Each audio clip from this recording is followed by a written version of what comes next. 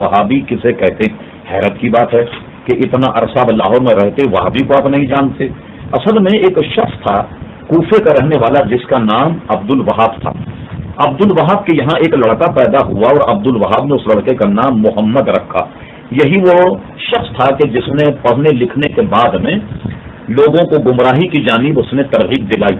اگر آپ کو فرصت ملے تو آپ اگر تفصیل کو پڑھیں تو آپ حقیقت تک پہنچ جائیں گے کہ یہ وہابیت نے جنم کیسے لیا۔ مثال کے طور پر آپ جانتے ہیں کہ سلطنت عثمانیہ ایک عظیم الشان سلطنت عثمانیہ تھی۔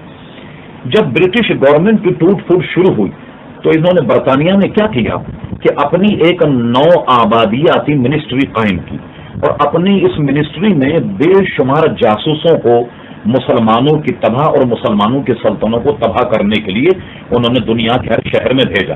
اسی طریقے سے ان جاسوسوں میں ایک جاسوس کا نام ہمفرے، آپ کتاب کو ملاحظہ فرمائیے، کئی زبانوں میں چھپ چکی، اگر آپ کہیں تو ہم اس کے اقتباسات آپ کو گویا انٹرنیٹ کے ذریعے سے بھی دے سکتے ہیں۔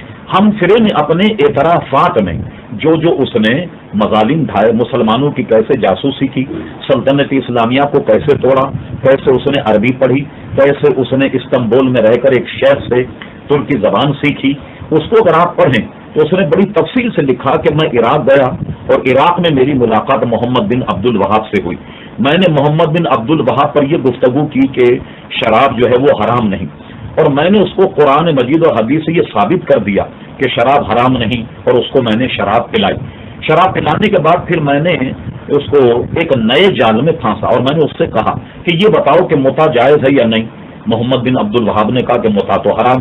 پھر وہ کہتا ہے ہم کرے کہ میں نے متا پر مناظرہ کیا، اور مناظرہ کرنے کے بعد محمد بن عبد الوہاب کو متا کرنے پر میں نے آمادہ کیا۔ اور اسی طرح نو آبادیاتی منسٹری میں ایک بہت حسین جمیل ایک عورت تھی جو ہمارے ساتھ جاسوسی کام کرتی تھی، تو میں نے اس سے اس کی شادی بھی کرا دی، تو اس نے گویا متا بھی کروایا۔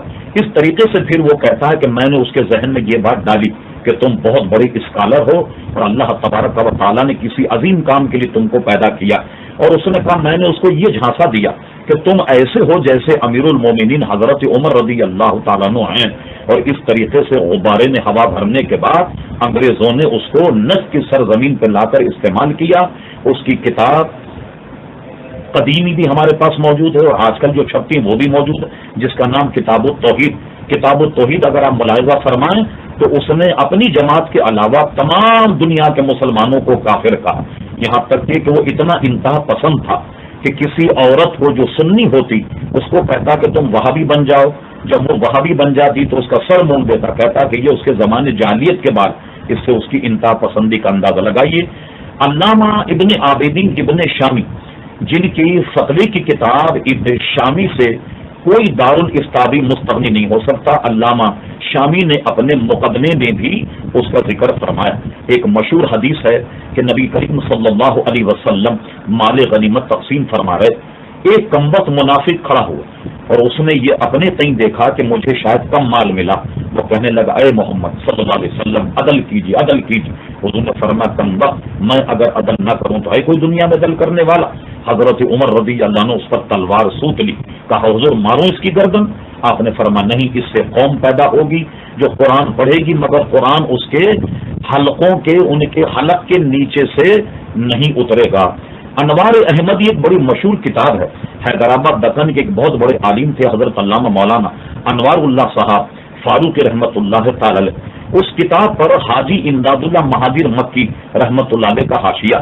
دنیا بھر کے وہابی حاجی امداد اللہ مہادیر مکی کو اپنا پیشوا اپنا امام مانتے ہیں۔